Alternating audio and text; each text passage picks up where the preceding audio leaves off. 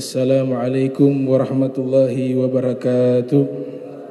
Alhamdulillah, puji syukur kehadirat Allah, salawat dan salam tercurahkan kepada junjungan mulia Nabi kita tercinta Sayyiduna wa Maulana wa Qurratu A'yunina Muhammad sallallahu alaihi wa alihi wa barik wasallam, beserta segenap keluarga beliau, sahabatnya dan umatnya. Hari ini kita tidak membaca kitab karena mungkin juga ada momentum hari kemerdekaan, tepatnya besok 17 Agustus. Jadi mungkin kita mengisi dengan ceramah yang berkaitan dengan kemerdekaan. Karena itu termasuk satu nikmat yang wajib kita syukuri, menjadi bangsa yang merdeka. Jadi merdeka itu substansi nikmatnya itu adalah al-amnu, keamanan. Kalau kita hidup dalam keadaan tidak merdeka, itu nikmat keamanan tidak ada karena dibawa jajahan. Maka itu nikmat yang wajib kita syukuri, yaitu nikmat kemerdekaan, dan wajib juga berterima kasih dan mendoakan para pendahulu kita yang sudah berjuang untuk memerdekakan negara tercinta kita, Republik Indonesia. Nah, pahlawan itu di dalam bahasa agama kita disebut dengan abtol. Batalun bentuk tunggal, bentuk pluralnya abtol. Saya baca di salah satu kitab kamus bahasa Arab ditulis oleh Fairuz Abadi berjudul Al-Qamus Al-Muhit. Fairuz Abadi ini adalah salah satu guru bahasa Arabnya Al-Imam Ibnu Hajar Al-Asqalani yang lahir pada tahun 773 Hijriah. Al-Imam Ibnu Hajar Al-Asqalani yang terkenal sebagai muhaddits, khatimul huffaz, ahli hadis, termasuk juga penutup para penghafal hadis.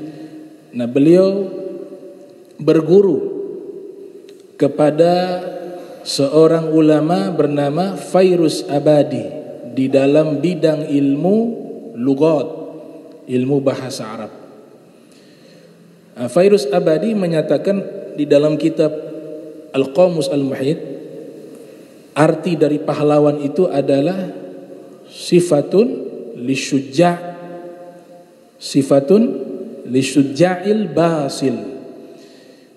Dia adalah satu sifat yang dimiliki oleh seseorang. Karena pahlawan itu adalah sosok seseorang atau sosok manusia yang memiliki karakter yang menonjol. Yang pertama, memiliki sifat berani. Jadi kalau pahlawan itu tidak ada yang penakut. Pahlawan itu semuanya memiliki sifat pemberani.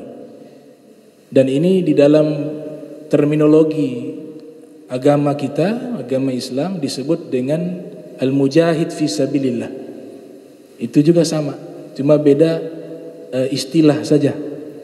Dan tujuan mereka benar, bukan berani di dalam kejahatan, tapi berani di dalam kebenaran, baru dinamakan pahlawan. Kalau berani di dalam hal yang sifatnya kejahatan atau sia-sia, itu bukan namanya pahlawan. Pahlawan itu mereka berani di dalam kebenaran, di dalam kebaikan. Dan bukan sekedar berani, tapi al-basil. Kata Fairuz Abadi, al-basil itu tangguh, diistilahkan layaknya singa. Nah, itu adalah etimologi dan terminologi pahlawan, yaitu orang yang memiliki sifat pemberani di dalam kebenaran dan punya ketangguhan dan prinsip yang kuat di dalam memperjuangkan sesuatu yang benar. Itulah yang disebut dengan pahlawan. Ada satu buku berbahasa Inggris, waktu saya umroh saya beli, berjudul Heroes of Islam, ditulis oleh Prof. Muhammad Ismail. Penasaran saya isi bukunya apa? Pahlawan-pahlawan Islam, judul bukunya Heroes of Islam. Ternyata ketika saya baca dan saya khatamkan beberapa kali buku tersebut, itu pahlawan-pahlawan Islam yang pertama di situ ditulis di buku tersebut, sahabatun Nabi, para sahabat Nabi Muhammad sallallahu alaihi wasallam. Kemudian ahlu baitin Nabi, ahlul baitnya Nabi Muhammad sallallahu alaihi wasallam. Dan yang ketiga al-ulama ar-rasyidun, para ulama-ulama yang lurus, mereka juga disebut pahlawan. Nah, tidak bisa dipungkiri jasa para ulama, sumbangsi para ulama terhadap kemerdekaan Republik Indonesia itu sangat banyak jumlahnya, tidak bisa terhitung. Ada yang di belakang layar, ada yang tampil di depan. Dan itu bukan hanya terjadi di negeri kita. Ternyata di negara-negara lainnya itu pahlawan-pahlawan yang nomor satu itu adalah para ulama. Kalau kita ke Maroko misalnya, ada seorang ulama ahli hadis, pakar di dalam bidang tafsir, di dalam bidang fikih dan tasawuf, bernama Al-Imam As-Sayyid Muhammad bin Siddiq Al-Gomari. Di wilayah Maroko pada waktu itu dijajah oleh Prancis. Siapa pejuang utama? Adalah beliau, ulama. Bahkan dikatakan dalam riwayat, beliau ketika berperang sudah menggunakan senjata menghadapi Prancis, itu membawa 2 tas. Beliau bawa 2 tas, kemudian senjatanya kan digantung di lengannya. Dibawa 2 tas. Tas pertama isinya peluru. Tas kedua isinya kitab. Jadi ketika terjadi peperangan menghadapi penjajah, beliau paling terdepan, ikut berperang. Tapi ketika ada jeda waktu istirahat di dalam peperangan, beliau membuka kitab dan mengajarkan ilmu-ilmu agama kepada para prajuritnya. Itu ulama besar. Karena dua-duanya jihad, dua-duanya perjuangan. Nabi katakan di dalam hadis, orang yang belajar ilmu agama niatnya benar-benar karena Allah, itu derajatnya seperti al-mujahid fi sabilillah hatta yarji'a, kata Nabi. Dia seperti orang yang sedang berjuang, berperang di jalan Allah sampai dia kembali ke rumahnya. Itu ulama. Jadi bukan hanya di Nusantara ini ulama-ulama menjadi pahlawan, di luar negeri banyak. Ada juga yang di Libya pejuangnya ulama. Di wilayah Aljazair pahlawannya mursyid tariqah Al-Qadiriyah. Pahlawannya mursyid tariqah Al-Qadiriyah. Dan luar biasa, itu tawanan-tawanan perang diperlakukan dengan sangat baik dan terhormat. Bahkan ada wanita di Prancis, suaminya ini menjadi tawanan perang beliau. Dikirimlah surat, saya sudah berpisah lama dengan suami saya, kurang lebih isinya seperti itu. Tolong bisa tidak bebaskan suami saya, tulang punggung anak-anak kami adalah suami saya. Sekarang suami saya sudah ditawan olehmu, maka kami sulit di dalam penghidupan. Beliau kembalikan itu tawanan perang. Dan bukan hanya itu, diberikan uang, diberikan santunan untuk dikembalikan ke Prancis. Itu heboh dunia barat melihat bagaimana seorang jenderal ulama yang sangat baik hatinya memperlakukan musuh seperti itu. Tidak perlu jauh-jauh, di negeri kita Sultan Babullah, ketika Sultan Khairun dibunuh oleh orang-orang Portugal, orang-orang Portugis. Saya baca di satu referensi buku, beliau menyerang itu benteng Castella itu, diserang di situ berhari-hari. Orang-orang Portugis yang ada di situ tidak bisa keluar, diboikot, diblokade oleh Sultan Babullah. Nah, mereka yang dipersediakan senjata untuk melawan Sultan Babullah lari kabur. Mereka tinggalkan itu benteng. Yang tersisa anak kecil, wanita, orang-orang yang tidak bersenjata. Yang bersenjata lari. Saya dapat satu riwayat lari sampai ke Gresik. Ternyata di sana, wallahu alam, ada komunikasi dari Ternate dengan ulama-ulama yang ada di Gresik. Karena ada hubungan dengan Sunan Giri yang pernah datang ke Ternate, yang membawa Sultan Babullah ke Ternate itu Sunan Giri, muridnya, untuk mengajar di Kesultanan Ternate. Ini salah satu riwayat. Nah, maka ini orang-orang Portugal lari sampai ke Gresik di pantai. Mereka kan menggunakan kapal. Ternyata ketika mereka mampir di pantai yang ada di Gresik dengan jenderalnya, saya tidak perlu sebut namanya. Tiba-tiba mereka mampir di pantai Gresik itu diserang oleh kelompok kaum muslimin dan terbunuh mereka.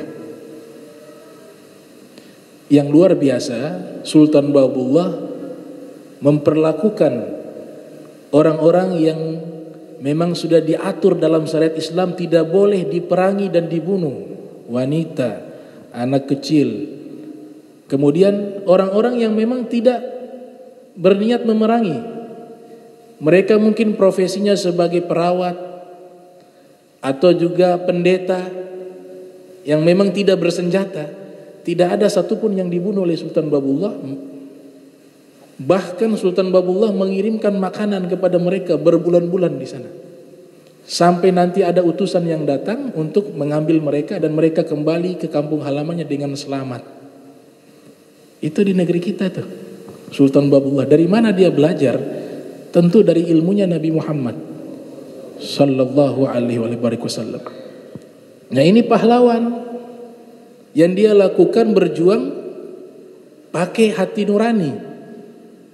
Yang dia lakukan dalam peperangan pakai aturannya Nabi Muhammad sallallahu alaihi wasallam. Kemudian anjuran untuk mengenang biografi para pahlawan itu ada di dalam Islam. Ada riwayat dikeluarkan oleh Al-Habib Al-Muhaddis Al-Allamah Al-Habib Salim bin Ahmad bin Jindan. Beliau termasuk ulama hadis internasional di zaman itu. Beliau banyak mengumpulkan riwayat-riwayat hadis yang bersanad. Beliau keluarkan satu riwayat tentang anjuran untuk menceritakan biografi para pahlawan. Kalau kita mengatakan pahlawan, ada pahlawan nasional. Mereka mulia juga karena memerdekakan negara kita. Tapi ada pahlawannya, dia nasional dan akhirat. Dua, yaitu para ulama yang berjuang. Secara fisik mereka juga berjuang memerdekakan negeri ini, tapi mereka juga berjuang dari sisi apa? Memberikan keamanan bagi kita bukan hanya di dunia. Kemerdekaan ini buahnya adalah apa? Keamanan, ketentraman.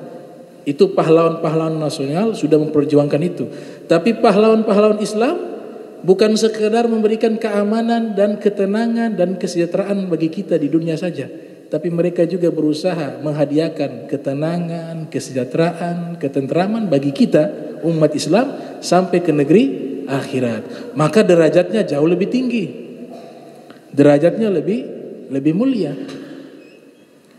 Al-Habib Salim bin Ahmad bin Jindan di dalam acara haulnya Al-Habib Ali bin Muhammad Al-Habsyi di Solo, di situ beliau berceramah mengeluarkan riwayat haditsun mauquf. Hadis mauquf. Wa ma adaftahu ila ashabi min qaulin wa fi'lin fahuwa mauqufun zukin. Apa-apa yang kau sandarkan kepada sahabat Nabi dari ucapannya dan perbuatannya disebut dengan hadis mauquf. Dan hadis mauquf ini paling banyak diriwayatkan di dalam kitab-kitab musnaf. Kitab-kitab musnaf seperti kitab musnaf Asy-Syaikh Abdul Razzaq As-Sun'ani, kitab musnaf Asy-Syaikh Abi Syaibah, kitab musnaf Asy-Syaikh Hammad ibn Salamah, kitab musnaf Al-Imam Waqi' ibn al-Jarrah, salah satu guru dari Al-Imam Muhammad bin Idris Asy-Syafi'i. Jadi kitab-kitab musnaf itu paling banyak mengumpulkan riwayat-riwayat hadis mauquf yang bersumber dari sahabat Nabi kita Muhammad sallallahu alaihi wasallam. Riwayat apa yang dikeluarkan oleh Habib Salim tentang masalah biografi pahlawan? Habib Salim mengatakan riwayat ini bersanad sampai kepada sahabat yang bernama Sa'ad ibn Abi Waqqas. Sa'ad ibn Abi Waqqas menyatakan, "Allimu abna'akum siyaral abtal." Ajarkanlah kepada anak-anak kalian sejarah-sejarah para pahlawan. Itu dari sahabat. Berarti ada anjuran di dalam Islam. Bahkan Muhammad bin Sirin, tabi'in yang berguru kepada Sayyidina Anas bin Malik, beliau menyatakan bahwa ada momentum, ada waktu khusus Sayyidina Anas bin Malik, sahabat Rasul sallallahu alaihi wasallam, jama'a ahlahu. Dia mengumpulkan keluarganya, familinya. Dia kumpulkan. Ketika sudah dikumpulkan, mulai ia ceritakan pahlawan-pahlawan Badar, pahlawan-pahlawan Uhud, pahlawan-pahlawan Khaybar, gazawat, peperangan-peperangan yang terjadi di masa Nabi Muhammad sallallahu alaihi wasallam diceritakan kembali di hadapan keluarganya. Berarti ini diajarkan oleh Nabi kita Muhammad sallallahu alaihi wasallam. Bahkan Nabi kita juga, itu dikatakan kesimpulan dari buku tersebut, Heroes of Islam, pahlawan yang paling tertinggi di dunia ini siapa? Para nabi, para rasul. Karena tadi sesuai dengan definisi pahlawan, punya sifat pemberani. Seluruh para nabi punya sifat pemberani. Dan beraninya berjuang kebenaran dan kebaikan. Itu para nabi, para rasul yang paling tertinggi. Jadi pahlawan yang paling tertinggi adalah para nabi, para rasul. Allah ceritakan pahlawan-pahlawan terbaik ini kepada Nabi Muhammad sallallahu alaihi wasallam. Di dalam Al-Quran diceritakan, kullan naqussu alaika min anba'ir rusuli ma nuthabbitu bihi fuadak. Seluruh kisah-kisah para nabi kami ceritakan kepadamu, wahai Nabi Muhammad sallallahu alaihi wasallam, untuk kami kuatkan hatimu.